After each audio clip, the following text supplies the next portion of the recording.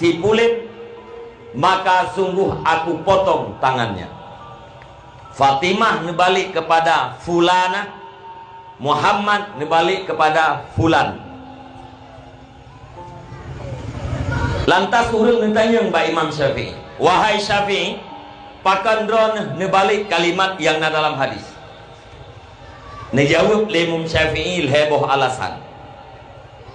Pertama, Fatimah hana mungkin neju-ju. Fatimah anak Muhammad, Sayyidah Fatimah hana mungkin neju-ju. Alasan yang kedua, walaupun lung balik, yang namun bak urang ka maklum bahwa fulanah yang na bak tulisan lungnya adalah Fatimah, fulan yang na dalam tulisan lungnya adalah Muhammad. Walaupun lung balik, tapi bak urang hadisnya